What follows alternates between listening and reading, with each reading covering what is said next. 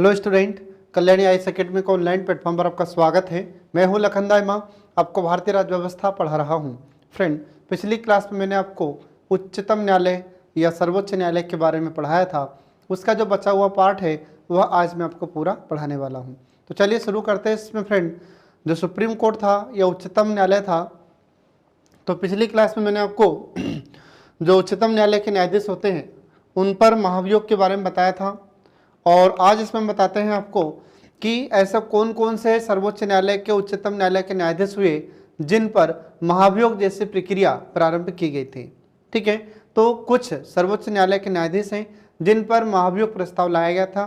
ठीक है, तो देखिए इसमें कौन कौन से न्यायाधीश थे। तो इसमें सर्वोच्च न्यायालय के एक न्यायाधीश जिसका नाम है वी रामास्वामी, तो इनके खिलाफ में भी महाभियोग जैसा प्रस्ताव 1993 में 1993 में लाया गया था, परंतु लोकसभा में ही यह बहुमत से पारित नहीं हो पाया और इन पर महाभियोग प्रस्ताव सफल नहीं हुआ। तो जब लोकसभा में ही असफल हो गया, ठीक है, लोकसभा में ही पारित नहीं हुआ, तो फिर यहीं पर यह प्रस्ताव समाप्त हो जाता है।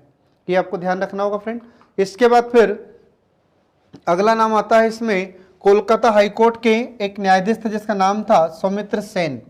तो सौमित्र सेन ये देश के ऐसे दूसरे न्यायाधीश थे जिन्हें 2011 में अनुचित व्यवहार के आरोप में महाभियोग का इन्हें सामना करना पड़ा था। और यह भारत का एक ऐसा अकेला महाभियोग था जिसमें राज्यसभा में पास होकर लोकसभा में पहुंचा था। ये आपको ध्यान रखना होगा। और लोकसभा में इस पर वोटिंग होने से पहले ही जो सौमित्र सेन थे, मतलब जो न्यायाधीश थे, इन्होंने अपना त्यागपत्र दे दिया था, अपना इस्तीफा दे दिया था। ये आपको ध्यान रखना होगा। तो एग्जाम में अगर आपसे क्वेश्चन पूछा जाता है कि बताइए हमारे भारत में सबसे पहली बार किस न्यायाधीश के खिलाफ में महाभियोग प्रस्ताव लाया गया था, तो वी रामास्वामी के खिलाफ। कब? 1993 में। फिर अगर आपसे पूछा जाए कि पहले न्यायाधीश कौन थे जिनके खिलाफ में दोनों ही सदन में, लोकसभा और राज्यसभा दोनों ही सदनों में महाभियोग प्रस्ताव पारित हुआ था, मतलब लोकसभा में पारित हुआ और तो पहले राज्यसभा में पारित हुआ, उसके बाद लोकसभा में पहुंचा, और जैसे लोकसभा में पहुंचा तो लोकसभा में पारित होने से पहले ही इन्होंने अपना इस्तीफा दे दिया था। तो ये ऐसे पहले न्यायाधीश थे सौमित्र सेन। ये आपको ध्यान रखना होगा फ्रेंड। तो एग्जाम में जैसा आपसे क्वेश्चन पूछा जाए वैसा आपको आंसर देना होगा। इसके बाद फिर अगले न्यायाधीश आ जाते हैं।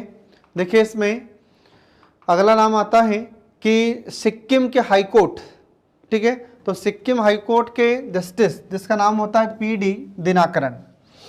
तो पी.डी. दिनाकरन के खिलाफ में भी 2011 में ही महाभियोग प्रस्ताव लाया गया था, लाने की तैयारी की गई थी, लेकिन सुनवाई के कुछ दिन पहले ही दिनाकरन ने अपना इस्तीफा दे दिया था। तो इन्होंने भी सदन में महाभियोग प्रस्ताव पेश होने से पहले ही अपना इस्तीफा दे दिया था। किसने? पी.डी. दिनाकरन ने। तो ये आपको ध्यान रखना होगा। तो जैसा आपसे क्वेश्चन पूछे वैसा आपको आंसर देना होगा। ऐसा भी इसमें क्वेश्चन पूछा जा सकता है कि पी.डी. दिनाकरन जिनके खिलाफ में महाभियोग प्रस्ताव लाने की तैयारी की गई थी और इन्होंने इस्तीफा दिया था, तो बताइए ये उस समय किस राज्य में हाईकोर्ट के चीफ जस्टिस थे? तो ये थे पी.डी. दिनाकरन। ये आपको याद रखना होगा। इसके बाद फिर 2015 की बात है। तो 2015 में गुजरात हाईकोर्ट के जस्टिस जिनका नाम था जे.बी. पारदीवाला, तो इनके खिलाफ भी जाति से जुड़ी इन्होंने अनुचित टिप्पणी की थी। इनके खिलाफ में फिर महाभियोग प्रस्ताव लाने की तैयारी की गई थी, लेकिन उन्होंने इससे पहले अपनी टिप्पणी वापस ले ली थी। मतलब इन्होंने जो बयान दिया था, इन्होंने अपना बयान वापस ले लिया था। ये आपको ध्यान रखना होगा। ठीक है फ्रेंड। इसके बाद फिर अगला देखिए इसमें 2015 में, तो 2015 में मध्य प्रदेश हाईकोर्ट के जस्टिस जिसका नाम था एस.के. गंगेल, इनके खिलाफ में भी महाभियोग प्रस्ताव लाने की तैयारी की गई थी, लेकिन जांच के दौरान उन पर जो लगे हुए आरोप थे ये साबित नहीं हो पाए, ये सिद्ध नहीं हो सके, जिसके कारण महाभियोग प्रस्ताव नहीं लाया जा सका। ठीक है, तो ये आपको ध्यान रखना होगा फ्रेंड। तो एग्जाम में आपसे क्वेश्चन पूछा जा सकता है कि बताइए मध्य प्रदेश के वे कौन से न्यायाधीश थे, मतलब मध्य प्रदेश हाईकोर्ट के वे कौन से न्यायाधीश थे जिनके खिलाफ में 2015 में महाभियोग प्रस्ताव लाने की तैयारी की गई थी, परंतु उन पर जो आरोप लगाए गए थे ये सही साबित नहीं हो पाए या सही सिद्ध नहीं हो पाए। ठीक है, तो ये आपको ध्यान रखना होगा। ये थे जस्टिस एस के गंगेल। इसके बाद फिर अगला आपको याद रखना है कि आंध्र प्रदेश या तेलंगाना, ठीक है, तो आंध्र प्रदेश और तेलंगाना हाईकोर्ट के जस्टिस थे जिसका नाम था CB नागार्जुन रेड्डी। तो इनके खिलाफ में भी 2016 और 17 में 2 बार महाभियोग प्रस्ताव लाने का प्रयास किया गया था, लेकिन इन प्रस्तावों को समर्थन नहीं प्राप्त हुआ। ठीक है, ये आपको ध्यान रखना होगा फ्रेंड। इसके बाद फिर अगला आ जाता है उच्चतम न्यायालय के ही मुख्य न्यायाधीश जो दीपक मिश्रा थे। तो दीपक मिश्रा के खिलाफ 2018 में 2018 में राज्यसभा में इनके खिलाफ में महाभियोग प्रस्ताव लाया गया था, लेकिन वो जो हमारे भारत के उपराष्ट्रपति वेंकैया नायडू हैं, इन्होंने इसे खारिज कर दिया था। तो एग्जाम में आपसे क्वेश्चन पूछा जा सकता है कि उपराष्ट्रपति वेंकैया नायडू ने राज्यसभा में महाभियोग प्रस्ताव जो लाया गया था उसे खारिज कर दिया था, तो बताइए ये किसके खिलाफ लाया गया था। तो आपको ध्यान रखना होगा मुख्य न्यायाधीश दीपक मिश्रा के खिलाफ। ठीक है, तो ये आपको ध्यान रखना होगा फ्रेंड। तो इस प्रकार से हम देखते हैं कि हमारे भारत में उच्चतम न्यायालय या सर्वोच्च न्यायालय और राज्यों के कुछ उच्च न्यायालय के न्यायाधीश या मुख्य न्यायाधीश थे जिनके खिलाफ में अभी तक महाभियोग प्रस्ताव लाया गया था या लाने की तैयारी की गई थी। कुछ पारित हो थे और कुछ पारित न होने से पहले उन्होंने अपना इस्तीफा दे दिया था। ठीक है, तो कुछ तो सदन में रखे गए थे, एक सदन में पास हुआ और जैसे दूसरे सदन में पेश किया गया तो उसी समय कुछ न्यायाधीशों ने अपना इस्तीफा दे दिया। आ रहा समझ में। और जैसे दीपक मिश्रा थे हमारे भारत के CJI थे 2018 में, तो इनके खिलाफ जब राज्यसभा में महाभियोग प्रस्ताव लाया गया था तो जो हमारे भारत के उपराष्ट्रपति हैं इन्होंने इसको खारिज कर दिया था, क्योंकि जो उपराष्ट्रपति होते हैं यही राज्यसभा में सभापति का दायित्व निभाते हैं। तो ये आपको ध्यान रखना होगा फ्रेंड। तो इस प्रकार से हम देखते हैं कि यहाँ पर कुछ न्यायाधीश थे जिनके बारे में हमने आपको महाभियोग प्रस्ताव के बारे में बताया था, ये आपको ध्यान रखना होगा। अब इसके बाद में जो न्यायाधीश होते हैं हमारे सुप्रीम कोर्ट के, तो मुख्य न्यायाधीश और अन्य न्यायाधीश, तो इनके वेतन कितने होते हैं आपको ध्यान रखना होगा। तो इनको वेतन जो दिया जाता है उसके बारे में हमारे भारतीय संविधान में कहाँ पर प्रावधान किया गया है। तो देखिए इसमें अनुच्छेद 125 का खंड 1, तो अनुच्छेद 125 का खंड 1 इसमें लिखा हुआ है सर्वोच्च न्यायालय के न्यायाधीश के वेतन के बारे में इसमें लिखा हुआ है। तो जो सर्वोच्च न्यायालय के न्यायाधीश होते हैं, मुख्य न्यायाधीश होते हैं, इनको वेतन कितना दिया जाता है ये मैं आपको आगे बता रहा हूं। अब इसमें देखिए कि अनुच्छेद 125 के खंड 2, तो 125 के खंड 1 में तो लिखा है कि इनके वेतन के बारे में, और अनुच्छेद 125 के खंड 2 इनमें इन न्यायाधीशों को मिलने वाले भत्ते, उनके विशेष अधिकार और उनके पेंशन इसके बारे में प्रावधान किया गया है और इनके अवकाश के बारे में प्रावधान किया गया है। तो ये आपको ध्यान रखना होगा। तो एग्जाम में जैसा आपसे क्वेश्चन पूछा जाए वैसे आपको आंसर बताना होगा। अगर एग्जाम में क्वेश्चन पूछा जाता है कि 125 के खंड 1 में क्या लिखा है तो आपको न्यायाधीशों के वेतन के बारे में बताना होगा, और अगर पूछा जाए कि 125 के खंड 2 में क्या लिखा है तो न्यायाधीशों को मिलने वाले भत्ते और विशेष अधिकार, पेंशन और अवकाश का वर्णन 125 के खंड 2 में किया गया है। ये आपको विशेष रूप से ध्यान रखना होगा। अब इसके बाद में प्रत्येक न्यायाधीश को सेवानिवृत्ति के बाद हम देखते हैं कि जो अंतिम महीने, जो लास्ट उनका मंथ होता है, उस लास्ट मंथ में जो उनको सैलरी मिली थी उस लास्ट मंथ का 50% उनको पेंशन के रूप में प्रदान किया जाता है। आ रहा समझ में। तो ये आपको ध्यान रखना होगा फ्रेंड। अब इसके बाद फिर जो हमारे भारत के मुख्य न्यायाधीश होते हैं, तो भारत के मुख्य न्यायाधीश एवं अन्य न्यायाधीशों के वेतन और भत्ते ये किसके द्वारा निर्धारित किए जाते हैं, तो ये हमारी संसद के द्वारा निर्धारित किए जाते हैं। ये आपको ध्यान रखना होगा। तो एग्जाम में क्वेश्चन आपसे पूछा जा सकता है कि सुप्रीम कोर्ट के मुख्य न्यायाधीश और जो अन्य न्यायाधीश होते हैं इनके वेतन भत्ते ये किसके द्वारा निर्धारित किए जाते हैं, तो ये संसद के द्वारा निर्धारित किए जाते हैं। इसके बाद फिर अब आगे देखिए इसमें कि हमारे भारत में जो सुप्रीम कोर्ट के चीफ जस्टिस होते हैं तो उनकी सैलरी प्रेजेंट में कितनी है, तो आपको याद रखना होगा उनकी सैलरी है 2,80,000। ये आपको ध्यान रखना होगा। और ये किस पर भारित होगी, ये संचित निधि पर भारित होती है। संचित निधि का मतलब क्या है कि सदन में, लोकसभा में इस पर चर्चा हो सकती है, मतलब मतदान नहीं हो सकता। तो आपको ध्यान रखना होगा कि जो संचित निधि है इस पर लोकसभा में सिर्फ चर्चा हो सकती है और इस पर मतदान कभी नहीं हो सकता। ठीक है, तो इस संचित निधि से मुख्य न्यायाधीश और जो अन्य न्यायाधीश होते हैं सुप्रीम कोर्ट के, इनको इसी संचित निधि से वेतन दिया जाता है, तो आपको ध्यान रखना होगा। इसके बाद फिर अगला देखिए इसमें कि जो सुप्रीम कोर्ट के अन्य न्यायाधीश होते हैं, तो इन अन्य न्यायाधीशों का वेतन कितना होता है, 2,50,000, मतलब 2.5 लाख रुपए इनकी सैलरी होती है। तो ये आपको ध्यान रखना होगा फ्रेंड, ठीक है। इसके बाद फिर अब आगे देखिए इसमें कि ये जो न्यायाधीश होते हैं, तो इनको जो वेतन दिया जाता है, इनको जो सैलरी मिलती है, यह आय कर से मुक्त नहीं है, ये आपको ध्यान रखना होगा। मतलब इनकी जो आय होती है, यह आय कर से मुक्त नहीं है, ये आपको ध्यान रखना होगा। इसके बाद फिर अगला जाता है अनुच्छेद 360। अब आर्टिकल 360 में किसका प्रोविजन है, तो अनुच्छेद 360 में वित्तीय आपातकाल का प्रावधान किया गया है, ये आपको ध्यान रखना होगा, ठीक है।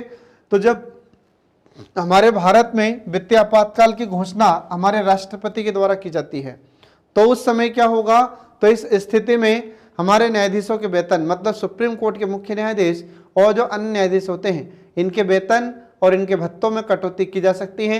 बाकी अन्य समय में इनके वेतन भत्तों में कोई कटौती नहीं की जाएगी, ऐसा प्रावधान है इसमें, ये आपको ध्यान रखना होगा।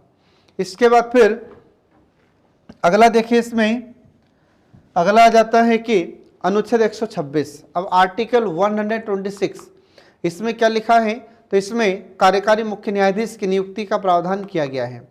अब कार्यकारी मुख्य न्यायाधीश की नियुक्ति का प्रावधान, इससे तात्पर्य क्या होता है, तो जब हम देखते हैं कि हमारे भारत के सर्वोच्च न्यायालय के मुख्य न्यायाधीश का पद किसी कारण से खाली है, तब हमारे राष्ट्रपति न्यायालय के अन्य न्यायाधीशों में से ही, ठीक है, अन्य न्यायाधीशों में से ही किसी एक न्यायाधीश को नियुक्त करेंगे, और जब तक मुख्य न्यायाधीश पुनः अपने पद को ग्रहण नहीं कर लेते, तब तक यह अन्य न्यायाधीश मुख्य न्यायाधीश के रूप में, कार्यकारी मुख्य न्यायाधीश के रूप में कार्य करेंगे। ये इसमें ऐसा प्रावधान किया गया है, ये आपको ध्यान रखना होगा।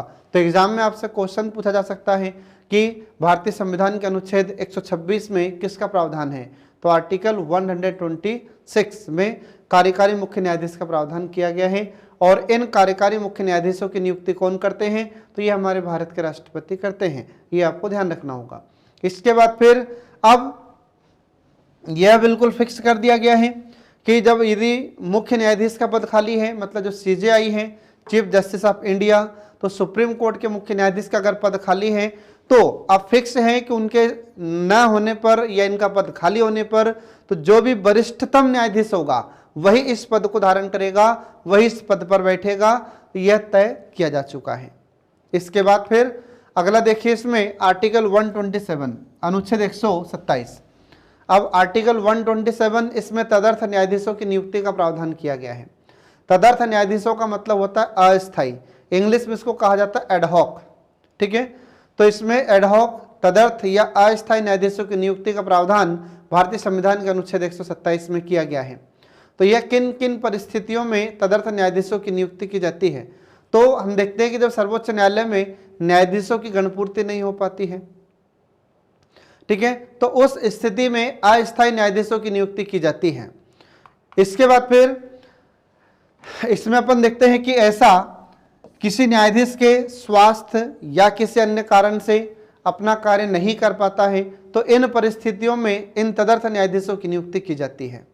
फिर ये जो तदर्थ न्यायाधीश होते हैं, तो इनकी नियुक्ति से संबंधित कौन सलाह देगा, तो आपको ध्यान रखना होगा कि ये जो न्यायाधीश होते हैं, तो ये तदर्थ न्यायाधीश सर्वोच्च न्यायालय के न्यायाधीश होने की योग्यता को जब तक पूरी नहीं करेंगे, तब तक इन्हें तदर्थ न्यायाधीशों के रूप में नियुक्त नहीं किया जाएगा। और जब ये तदर्थ न्यायाधीश यहाँ पर सुप्रीम कोर्ट में काम करेंगे, मतलब अस्थायी न्यायाधीश जब काम करेंगे, तो ये सुप्रीम कोर्ट के न्यायाधीशों के समान ही अधिकार रखेंगे और उनकी शक्तियों को उपयोग करेंगे। इसके बाद फिर अगला जाता है इसी में कि सर्वोच्च न्यायालय के जो मुख्य न्यायाधीश होते हैं, तो सर्वोच्च न्यायालय के मुख्य न्यायाधीश उस न्यायाधीश से लिखित रूप में अनुरोध कर सकता है जिसे तदर्थ न्यायाधीश के रूप में अस्थायी न्यायाधीश के रूप में नियुक्त किया जाना है। इसके बाद फिर अगला इसमें आ जाता है कि जिस व्यक्ति को तदर्थ न्यायाधीश के रूप में नियुक्त करना है, तो इसके लिए 2 शर्त उसे पूरी करना होगा। किसको, तो जिस व्यक्ति को, मतलब जिससे तदर्थ न्यायाधीश के रूप में नियुक्त किया जाएगा, तो उसको 2 शर्तें पूरी करनी पड़ेगी। तो ये 2 शर्तें कौन कौन सी होती हैं? तो देखिए इसमें पहला पॉइंट आ जाता है कि उसे संबंधित उच्च न्यायालय में, तो संबंधित उच्च न्यायालय के मुख्य न्यायाधीश से परामर्श करना होगा, ठीक है, जहां से तदर्थ न्यायाधीश को लेना है। इसके बाद फिर दूसरा हो जाता है कि उसे राष्ट्रपति से सहमति लेनी होगी। आ रहा समझ में? तो राष्ट्रपति से सहमति लेनी होगी और जिस उच्च न्यायालय में वह कार्यरत है तो वहां के मुख्य न्यायाधीश से परामर्श लेना होगा। इसके बाद फिर जो तदर्थ न्यायाधीश है, तो तदर्थ न्यायाधीश मतलब अस्थायी न्यायाधीश है, तो अस्थायी न्यायाधीश के रूप में नियुक्त न्यायाधीश जब सर्वोच्च न्यायालय की बैठकों में उपस्थित होगा तो उससे सभी अधिकार प्राप्त होंगे, सभी शक्तियां प्राप्त होगी, सभी विशेष अधिकार प्राप्त होंगे जो सर्वोच्च न्यायालय के न्यायाधीशों को प्राप्त होते हैं। तो ये आपको इसमें ध्यान रखना होगा। एग्जाम में आपसे क्वेश्चन पूछा जा सकता है कि जब तदर्थ न्यायाधीशों को नियुक्त किया जाता है तो क्या इन्हें सुप्रीम कोर्ट के न्यायाधीशों के समान अधिकार, शक्तियां और विशेष अधिकार प्राप्त होते हैं? तो इसका आंसर होगा हाँ, ठीक है, ये आपको ध्यान रखना होगा। अब इसके बाद में अगला आर्टिकल आता है 128। अब 128 में क्या प्रावधान किया गया है? तो इसमें सेवानिवृत्त न्यायाधीशों की उपस्थिति के बारे में प्रावधान किया गया है। इसका मतलब ये है कि जो न्यायाधीश सेवानिवृत्त हो चुके हैं, रिटायर हो चुके हैं, तो आवश्यकता पड़ने पर इन्हें भी उपस्थित होना पड़ सकता है, ठीक है, तो ये आपको ध्यान रखना होगा। अब जब सेवानिवृत्त न्यायाधीशों को सर्वोच्च न्यायालय में कार्य करने के लिए इन्हें बुलाया जाएगा, तो ये कुछ समय के लिए इन्हें बुलाया जाता है, ध्यान रखें आप। और सर्वोच्च न्यायालय के न्यायाधीश के रूप में इन्हें भी बैठने का और कार्य करने का अनुरोध इनसे किया जाता है।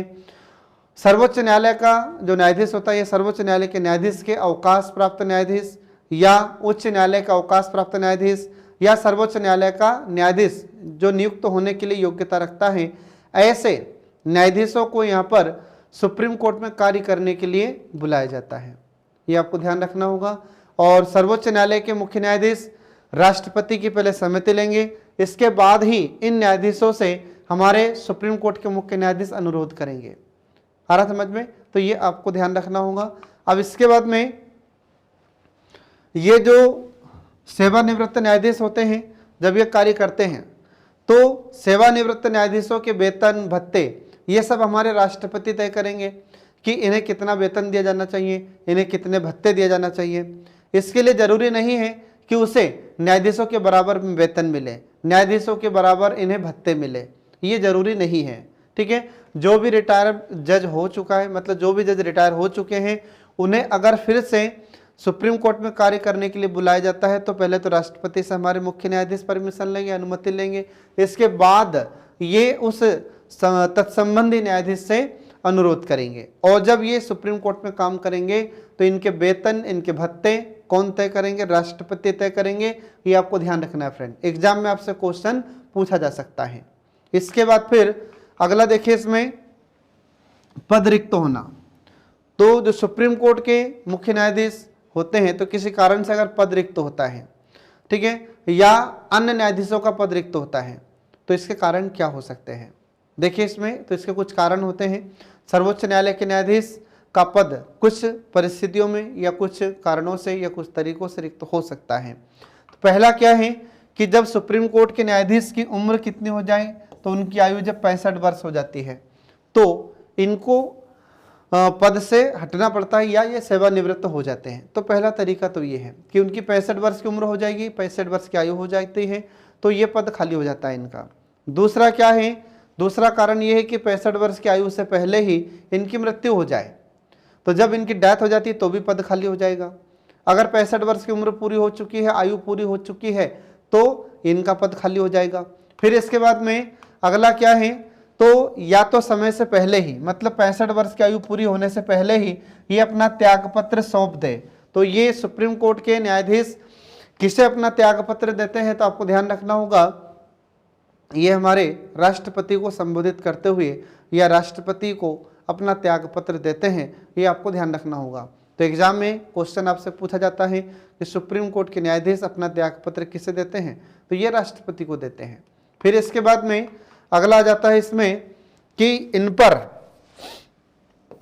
कदाचार साबित हो जाए, मतलब गलत व्यवहार का आरोप इन पर साबित हो जाए, सिद्ध हो जाए, मतलब सिद्ध कदाचार। तो सिद्ध कदाचार असमर्थता के आधार पर भी इन्हें महाभियोग जैसी प्रक्रिया के द्वारा हटाया जा सकता है। तो सिद्ध कदाचार का मतलब क्या होता है, तो आपको ध्यान रखना होगा कि सिद्ध कदाचार का मतलब क्या है। कदाचार का मतलब हो जाता है बुरा व्यवहार। क्या हो जाता है, बुरा व्यवहार। अब बुरा व्यवहार कैसे, तो मान लीजिए कि भ्रष्टाचार के आरोप में पाए जाए और यह आरोप इन पर सिद्ध हो जाए, तो ऐसी स्थिति में भी इन पर महाभियोग जैसा प्रस्ताव सदन में लाया जा सकता है और इन्हें दोनों सदन अगर पारित कर देते हैं तो इन्हें अपने पद से इस्तीफा देना होगा। फिर इसके बाद में अगर असमर्थ हो कार्य करने में, तो असमर्थ किन परिस्थितियों में होंगे, जैसे लंबे समय से बीमार चल रहे हैं कोई न्यायाधीश, तो कार्य करने में असमर्थ हैं, तो ऐसी परिस्थिति में भी इन्हें हटाने के लिए महाभियोग जैसी प्रक्रिया को अपनाया जाता है। ठीक है, तो ये कुछ कारण होते हैं जिसकी वजह से सुप्रीम कोर्ट के या सर्वोच्च न्यायालय के न्यायाधीशों का पद खाली होता है या रिक्त हो जाता है। इसके बाद फिर अगला देखिए इसमें कि जो उच्चतम न्यायालय होता है या सर्वोच्च न्यायालय होता है, इसके शक्तियां या इसके क्षेत्राधिकार कौन कौन से हैं, तो इसमें आपको ध्यान रखना है। तो देखिए इसमें इसके सर्वोच्च न्यायालय या सुप्रीम कोर्ट की कुछ शक्तियां या क्षेत्राधिकार। तो इसमें पहली शक्ति या पहला क्षेत्राधिकार हो जाता है कि आरंभिक क्षेत्राधिकार, या इसी को हम मूल क्षेत्राधिकार के नाम से भी जानते हैं। फिर इसके बाद में दूसरा हो जाता है रिट। रिट को हिंदी में हम लेख भी कहते हैं, तो ये आपको ध्यान रखना होगा। तो कितनी रिट हैं, 5 रिट है, जिसको मैं आगे आपको बता रहा हूं। इसके बाद फिर अगला आ जाता है अपीलीय क्षेत्राधिकार। तो अपीलीय क्षेत्राधिकार किसके पास है, तो हमारे सुप्रीम कोर्ट के पास है। ये अंतिम अपीलीय अधिकार हमारे सुप्रीम कोर्ट के पास या सर्वोच्च न्यायालय के पास होता है, ये आपको ध्यान रखना होगा। फिर इसके बाद में अगली शक्तियां या क्षेत्राधिकार क्या है, तो परामर्शदात्री क्षेत्राधिकार। इसका मतलब क्या होगा, तो हमारे राष्ट्रपति को समय समय पर सर्वोच्च न्यायालय सलाह देता है। ठीक है, तो कब सलाह देगा, किन परिस्थितियों में देगा, ये मैं आपको बता रहा हूं। इसके बाद फिर अगला अधिकार आ जाता है अभिलेख न्यायालय। ठीक है, अभिलेख न्यायालय का मतलब क्या होगा, तो सुप्रीम कोर्ट जो भी आदेश देता है लिखित में देता है, मौखिक कोई भी आदेश नहीं देता, और इनके आदेश का पालन सभी को करना होता है। तो इसलिए हमारे सुप्रीम कोर्ट को अभिलेख न्यायालय कहा जाता है। इसके बाद फिर अगला अधिकार इसका होता है न्यायिक पुनर्विलोकन। अब न्यायिक पुनर्विलोकन का मतलब क्या हो जाता है कि हमारी संसद के द्वारा जो भी विधि बनाई जाती है, जो भी कानून बनाया जाता है, तो उसका अवलोकन हमारी न्यायपालिका मतलब सर्वोच्च न्यायालय या उच्चतम न्यायालय कर सकता है। किस अनुच्छेद के तहत, तो आर्टिकल 13 या अनुच्छेद 13 में ऐसा प्रावधान किया गया है। और हमारे सुप्रीम कोर्ट को ऐसा लगता है कि संसद ने जो विधि बनाई है, कानून बनाया है, यह मूल अधिकारों का उल्लंघन करता है, तो हमारा सर्वोच्च न्यायालय उसे शून्य घोषित कर सकता है। तो ये आपको ध्यान रखना होगा। ये सब इसको 1 बाय 1 हम आगे अब पढ़ते हैं। तो देखिए इसमें पहली शक्ति या पहला क्षेत्राधिकार हमारे सर्वोच्च न्यायालय का, तो भारतीय संविधान के अनुच्छेद 131 में हमारे सर्वोच्च न्यायालय को मूल शक्तियां या आरंभिक शक्तियां या आरंभिक क्षेत्राधिकार इसे प्रदान किए गए हैं। अब ये कौन कौन से आरंभिक या मूल शक्तियां हैं, तो देखिए इसमें पहला हो जाता है इसमें कि भारत सरकार बनाम राज्य सरकार के बीच अगर कोई विवाद हो, तो ऐसे मामलों को सुलझाएगा कौन, हमारा सर्वोच्च न्यायालय या हमारा उच्चतम न्यायालय। इसका मतलब क्या हुआ, तो भारतीय संविधान के अनुच्छेद 131 में 131 में ऐसा प्रावधान किया गया है कि भारत सरकार बनाम राज्य सरकार, तो अगर भारत सरकार और राज्य सरकार के बीच में किसी मुद्दे को लेकर विवाद हो गया है, तो ऐसे विवादों को कौन सुलझाएगा, ऐसे विवादों का निपटारा कौन करेगा, तो हमारा सर्वोच्च न्यायालय करता है। ये ऐसा 131 में लिखा हुआ है, ये आपको ध्यान रखना होगा।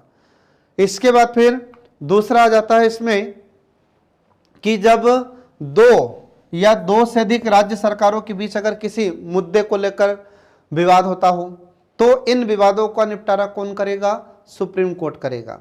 यहां पर हमने आपको बताया कि जो पहली शक्ति हमारे सुप्रीम कोर्ट के पास है आरंभिक क्षेत्राधिकार के अंतर्गत, तो पहला बताया आपको कि या तो भारत सरकार और राज्य सरकार के बीच में कोई विवाद होता है, तो ऐसे विवादों का निपटारा सुप्रीम कोर्ट करता है।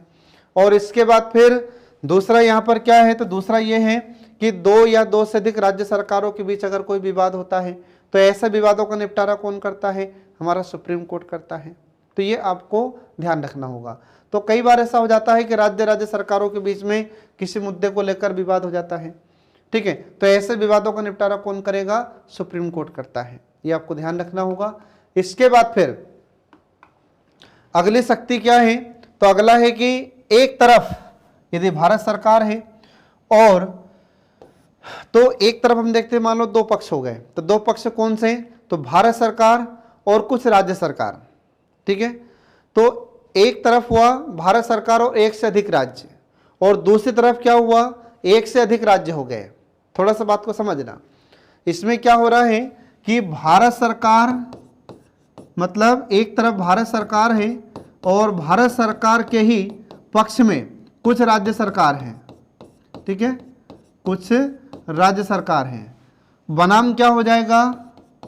बनाम अपन देखते हैं कि एक से अधिक राज्य सरकार अगर हो जाए, दूसरी तरफ एक से अधिक राज्य सरकारें हो जाती हैं, तो ऐसी परिस्थिति में क्या होगा? ऐसे विवादों का निपटारा भी कौन करेगा? सुप्रीम कोर्ट ही करता है। इसका मतलब क्या हुआ? इसका मतलब यह हुआ कि मान लीजिए कि भारत सरकार और राज्य सरकारें हो गई, मतलब भारत सरकार तो एक ही है हमारे भारत में, और फिर भारत सरकार के साथ में एक राज्य सरकार, दो राज्य सरकार मिल गई, तो एक पक्ष तो ये हुआ। और दूसरा क्या हो गया? दूसरा हो गया कि एक से अधिक राज्य हो गए खिलाफ में इनके, तो ऐसे विवादों का निपटारा भी कौन करेगा? तो ऐसे विवादों का निपटारा भी हमारा सुप्रीम कोर्ट करता है, हमारा उच्चतम न्यायालय ही करता है। तो ये शक्तियां भी किससे प्राप्त हैं? तो ये शक्तियां भी हमारे सुप्रीम कोर्ट को प्राप्त हैं, उच्चतम न्यायालय को प्राप्त है, ये आपको ध्यान रखना होगा। तो एग्जाम में आपसे कैसा भी क्वेश्चन पूछा जा सकता है, जैसा आपसे क्वेश्चन पूछे वैसे आपको आंसर देना होगा। तो ये जो शक्तियां होती हैं ये हमारे सुप्रीम कोर्ट की या उच्चतम न्यायालय की आरंभिक शक्तियां या मूल शक्तियां होती हैं, ये आपको ध्यान रखना होगा। अब इसके बाद देखिए अगली शक्ति, रिट शक्तियां या रिट क्षेत्राधिकार। अनुच्छेद 32 में इसका प्रावधान किया गया है, ठीक है, तो आपको ध्यान रखना होगा। और इसे अनुच्छेद 32 के अंतर्गत हम देखते हैं कि संवैधानिक उपचारों का प्रावधान भी किया गया है। और इस अनुच्छेद 32 को डॉक्टर भीमराव अंबेडकर ने संविधान की आत्मा कहा है। एग्जाम में से क्वेश्चन भी कई बार पूछा गया है कि अनुच्छेद 32 को संविधान की आत्मा किसने कहा है? तो आपको ध्यान रखना होगा, संविधान की आत्मा ये किसने कहा है फ्रेंड? तो ये डॉक्टर भीमराव अंबेडकर ने कहा है, ये आपको ध्यान रखना होगा। एग्जाम में आपसे क्वेश्चन इससे पूछा जा चुका है। डॉक्टर भीमराव अंबेडकर ने इसे क्या कहा है? संविधान की आत्मा कहा है, अनुच्छेद 32 को। तो इस अनुच्छेद 32 में 5 प्रकार की रिट का प्रावधान किया जाता है, ठीक है। तो अनुच्छेद 32 में ये 5 रिट को जारी किया जाना, ये अधिकार किसको दिया है? सुप्रीम कोर्ट को। इसमें लिखा हुआ है कि इन 5 प्रकार की रिट को लागू कौन करेगा? सुप्रीम कोर्ट करेगा अनुच्छेद 32 के तहत। और अनुच्छेद 226 के तहत कौन लागू करेगा? राज्यों में हाई कोर्ट, ठीक है। अब ये तो बात हुई इसको लागू करने की बात, लेकिन ये लागू करने के लिए शक्ति कहां से मिलेगी सुप्रीम कोर्ट को? तो याद रखें अनुच्छेद 139, ठीक है, आर्टिकल 139। तो आर्टिकल 139 में किसका प्रावधान है कि ये जो रिट है, इन रिट को जारी करने के लिए, इन रिट को लागू करने के लिए शक्ति अनुच्छेद 139 से मिलती है हमारे सुप्रीम कोर्ट को। आ रहा समझ में? तो ये आपको ध्यान रखना होगा। ये है अनुच्छेद 139 और अनुच्छेद 32 का आपस में एक दूसरे से संबंध, ये आपको ध्यान रखना होगा, ठीक है फ्रेंड। तो फिर से सुन लीजिए, अनुच्छेद 32 में क्या है? तो 5 प्रकार की रिट को जारी करना, ये अधिकार किसके पास है? सुप्रीम कोर्ट के पास। लेकिन इन 5 प्रकार की रिटों को जारी करने का शक्ति या जारी करने की शक्ति कहां से मिलती है हमारे सुप्रीम कोर्ट को? तो आर्टिकल 139 या अनुच्छेद 139 से यह शक्ति सुप्रीम कोर्ट को मिलती है। तो ये आपको ध्यान रखना होगा। तो इस प्रकार से ये दोनों ही अनुच्छेद एक दूसरे से आपस में संबंधित हैं, ठीक है। अब इसके बाद देखिए इसमें ये जो 5 प्रकार की रिट होती है, तो इसमें पहली रिट होती है बंदी प्रत्यक्षीकरण, ठीक है। तो बंदी प्रत्यक्षीकरण को इंग्लिश में कहा जाता है हेबियस कॉर्पस, इसको कहते हैं हेबियस कॉर्पस। अब इसका मतलब क्या होता है? तो बंदी प्रत्यक्षीकरण का सीधा सा मतलब होता है कि जिसको बंदी बनाया गया है उसे सशरीर उपस्थित करना है। क्या करना है? सशरीर उपस्थित करना है, यह इसमें प्रावधान किया गया है।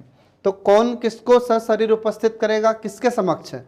तो जब पुलिस किसी भी व्यक्ति को अरेस्ट करती है, गिरफ्तार करती है, तो 24 घंटे के अंदर दंडाधिकारी के समक्ष प्रस्तुत करना होता है। लेकिन इसमें जो आने जाने का समय है ये काउंट नहीं होता।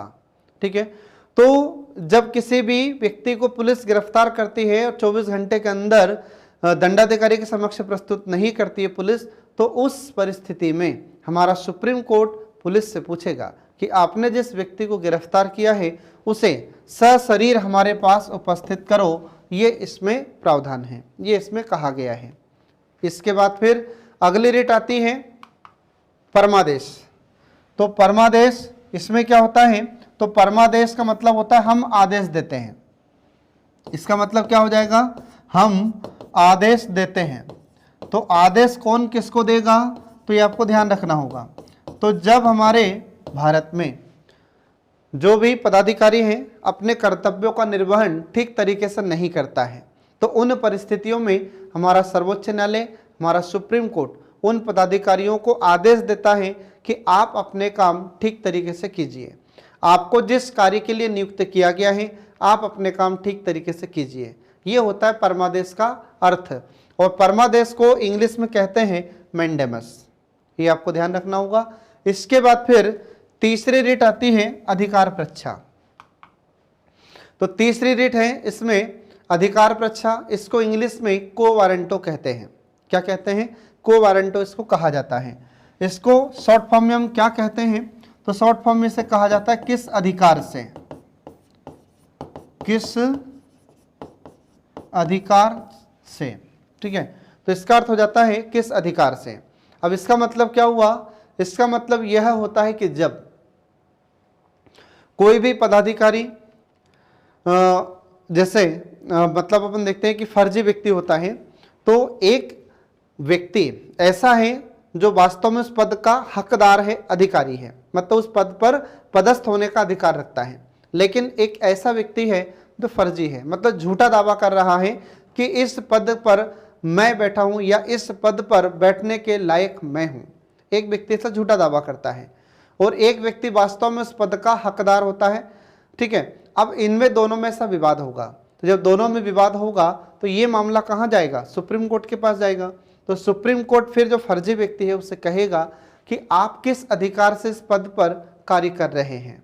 तो ऐसा कई बार हो जाता है हमारे सरकारी पदाधिकारियों में कि क्या होता है कि मान लीजिए कोई नया अधिकारी अपॉइंट हुआ, ठीक है, और उसको भेजा जाता है, पदस्थ किया जाता है। अब उसको जिस शहर में, जिस स्थान पर पदस्थ किया जाना था, वहाँ पर उस स्थान पर, उस शहर में पहले से ही कोई दूसरा पदाधिकारी को उसका चार्ज दिया गया था कुछ समय कार्य करने के लिए। ठीक है, अब मान लीजिए कि यहाँ से जो अपॉइंट होकर नया अधिकारी गया है उस पद पर पदस्थ होने के लिए। अब वहाँ पर जब जाता है तो पता चला कि जो पहले से काम कर रहा था वह अपना पद छोड़ने के लिए तैयार नहीं होता। वह कहता है कि मैं तो पहले से इस पद पर कार्य कर रहा हूँ। ठीक है, तो फिर ऐसी परिस्थिति में क्या होगा? ऐसी परिस्थिति में फिर यहाँ पर केस आता है सुप्रीम कोर्ट के पास, और सुप्रीम कोर्ट फिर इसका समाधान करता है और जो फर्जी व्यक्ति होता है उससे कहता है कि आप बताइए किस अधिकार से इस पद पर काम कर रहे हैं। ये होता है अधिकार परीक्षा। ठीक है, इसके बाद फिर अगला आ जाता है उत्प्रेषण। ठीक है, अब उत्प्रेषण को इंग्लिश में सर्टियोररी कहते हैं। ठीक है, तो सर्टियोररी या उत्प्रेषण इसका मतलब क्या हो जाता है कि कोई ऐसा मामला जब सुप्रीम कोर्ट के पास आता है, ठीक है, तो ऐसा कोई मामला जो हाई कोर्ट से सुप्रीम कोर्ट के पास पहुंचा है। ठीक है, तो जो भी मामला सुप्रीम कोर्ट के पास पहुंचा है हाई कोर्ट से, तो सुप्रीम कोर्ट उस मामले से, उस केस से संबंधित सारे दस्तावेज अपने पास मंगाता है, तो उसे कहा जाता है उत्प्रेषण। ये आपको ध्यान रखना होगा। इसके बाद फिर अगला आ जाता है प्रतिषेध। प्रतिषेध को इंग्लिश में कहा जाता है प्रोहिबिशन। अब प्रोहिबिशन या प्रतिषेध, इसको हम एक शब्द में कहते हैं रोकना, कार्यवाही को रोकना। अब ये किस परिस्थिति में होता है? तो जब हाईकोर्ट कोई भी केस से संबंधित काम करते हैं या उस पर सुनवाई करते हैं, तो या तो उस पर सुनवाई कर रहे हैं लेकिन डिसीजन नहीं दे पा रहे हैं, या उसके हाईकोर्ट के उच्च न्यायालय के अधिकार क्षेत्र से बाहर होता है, तो फिर ऐसी परिस्थिति में हमारा सुप्रीम कोर्ट कहता है कि आप जो केस पर कार्य कर रहे हैं वह आपके अधिकार क्षेत्र से बाहर है, तो आप उस पर कार्रवाई करना बंद कर दो, उसको आप रोक दीजिए। तो इसे कहा जाता है प्रतिषेध।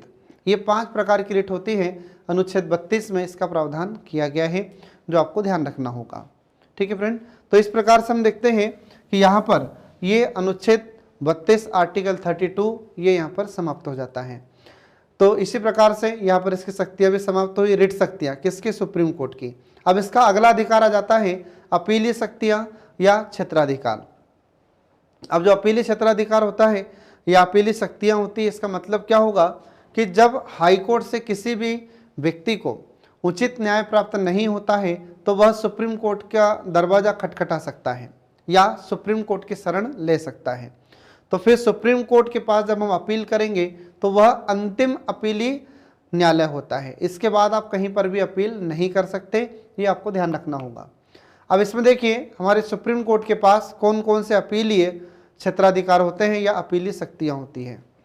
तो अनुच्छेद 132 तो आर्टिकल 132, तो अनुच्छेद 132 के तहत हमारा सुप्रीम कोर्ट संवैधानिक अपीलों को सुनता है। तो ऐसा कोई मामला जो संविधान में वर्णित है या संविधान से संबंधित है, तो ऐसा संवैधानिक अपील सुनने का अधिकार हमारे सुप्रीम कोर्ट को अनुच्छेद 132 के तहत दिया गया है। तो जो भी संवैधानिक अपील होती है वह अपील हमारा सुप्रीम कोर्ट सुनता है।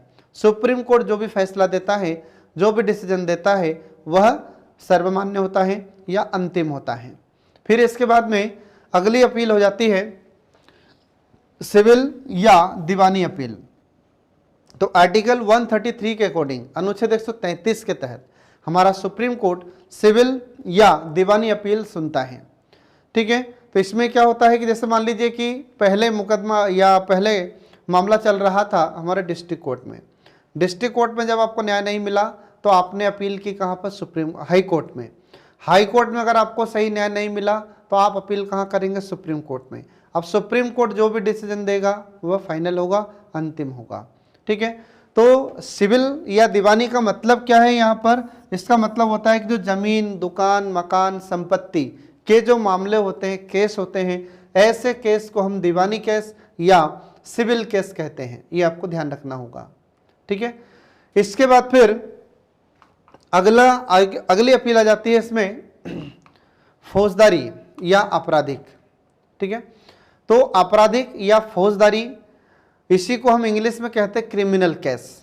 तो जो भी क्रिमिनल केस होते हैं उसी को हम आपराधिक या फौजदारी कहते हैं। ठीक है, तो आपराधिक मामले किस प्रकार के मामले होते हैं या फौजदारी मामले किस प्रकार के मामले होते हैं, जिसमें मार पीट, खून खराबा, हत्या, इस प्रकार के जो मामले होते हैं इसको आपराधिक मामले में या फौजदारी मामलों में या फौजदारी केस में रखा जाता है।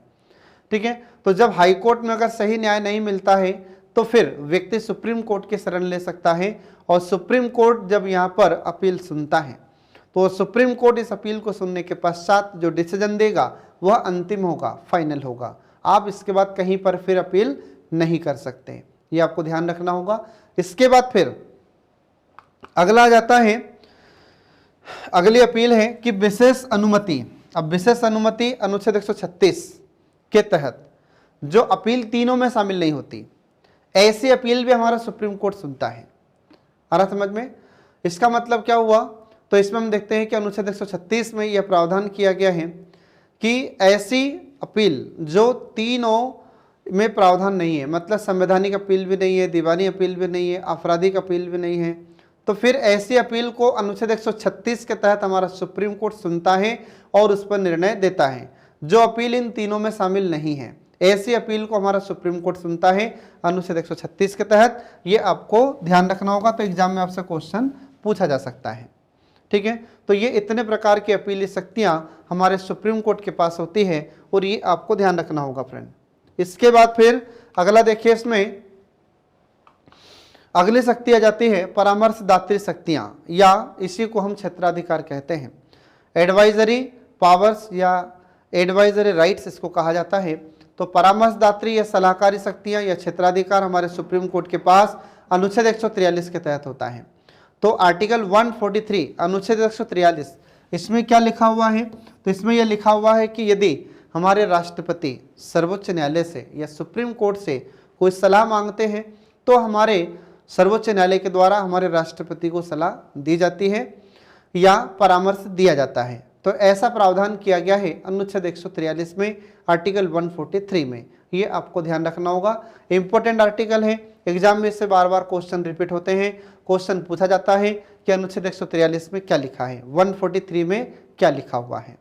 ठीक है, तो इसमें कौन किसको सलाह देगा, समझ में आ गया सभी को। तो इसमें सर्वोच्च न्यायालय सलाह देगा किसको, हमारे राष्ट्रपति को।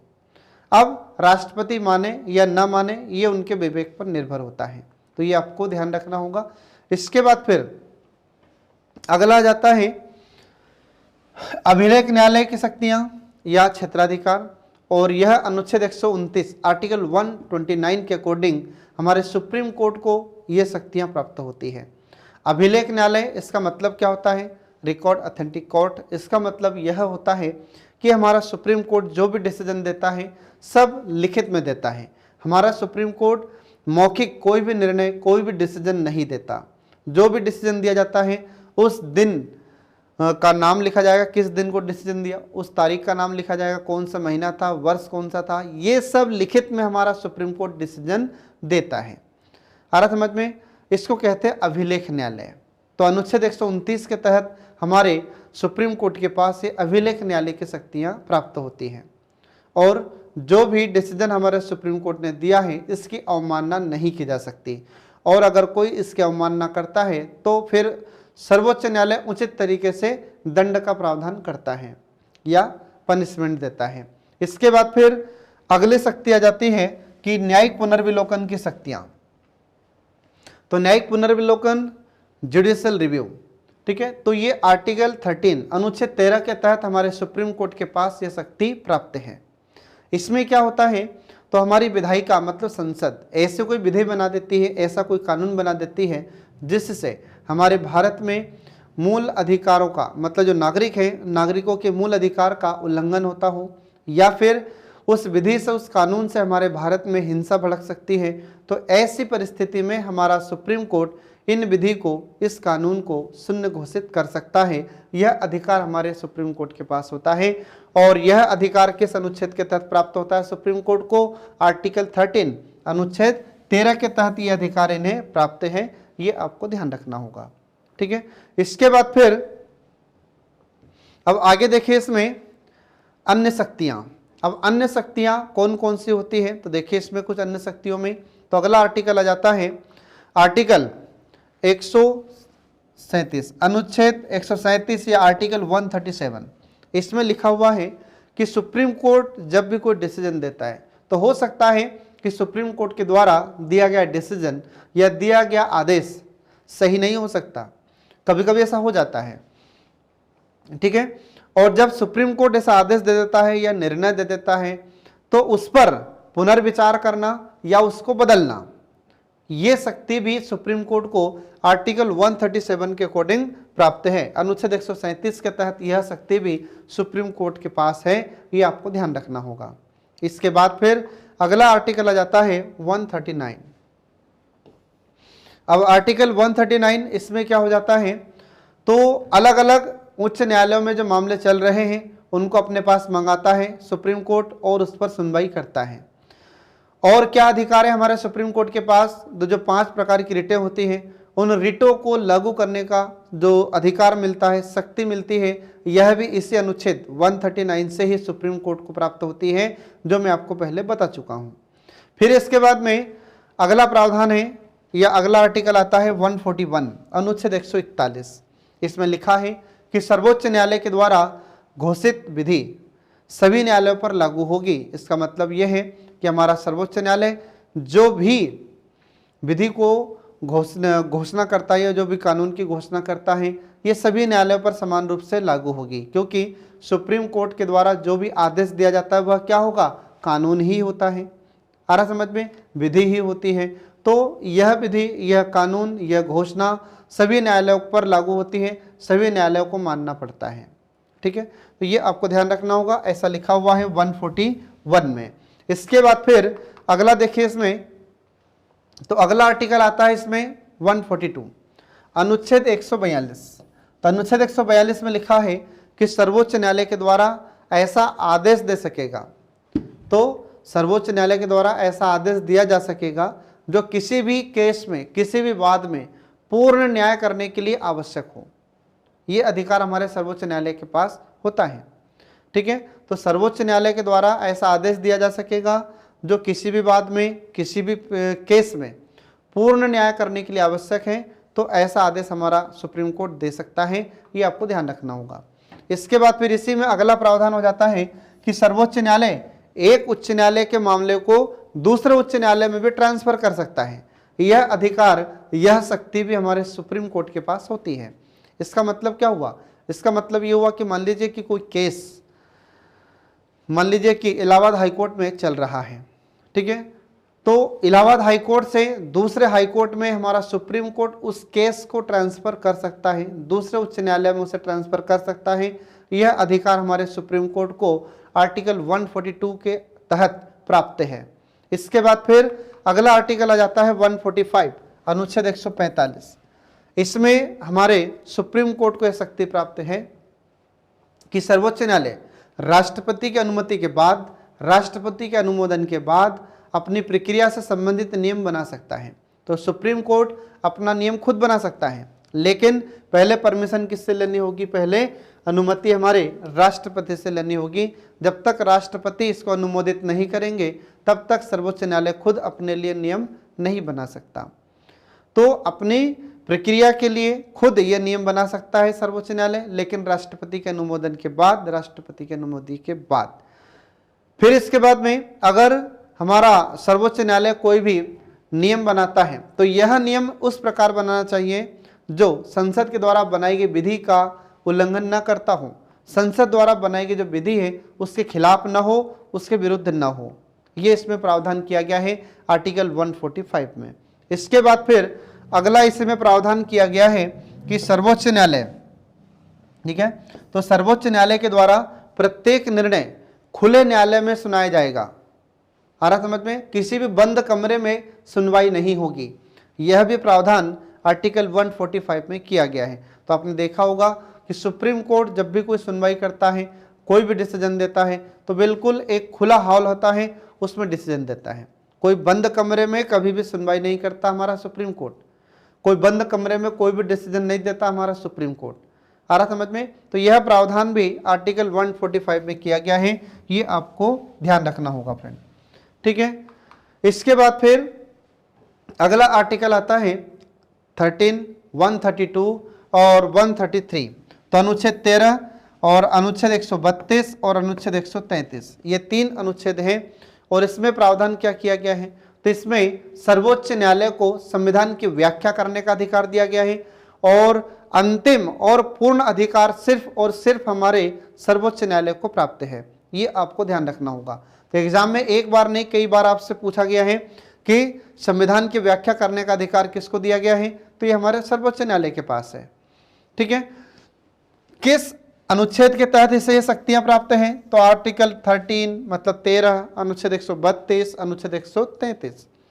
तो इन अनुच्छेदों को अनुसार देखा जाए तो हमारे संविधान की व्याख्या करने का अंतिम और पूरा अधिकार सिर्फ सर्वोच्च न्यायालय को है। ये ऐसा इन अनुच्छेदों में प्रावधान किया गया है। तो ये आपको ध्यान रखना होगा फ्रेंड। तो इस प्रकार हम देखते हैं कि यहाँ पर सर्वोच्च न्यायालय की शक्तियाँ समाप्त हो जाती हैं और सर्वोच्च न्यायालय की शक्तियों के साथ ही सर्वोच्च न्यायालय का टॉपिक भी समाप्त हो जाता है। तो इस प्रकार आज की क्लास, आज का सेशन यहीं पर समाप्त होता है। नेक्स्ट वीडियो जल्दी आपके लिए लेकर प्रस्तुत होंगे। तब तक के लिए पढ़ते रहिए, देखते रहिए कल्याणी आईएएस एकेडमी के सभी वीडियोस जो आपको प्रतियोगी परीक्षा में सफलता दिलाने में महत्वपूर्ण भूमिका निभाते हैं। Thanks for watching.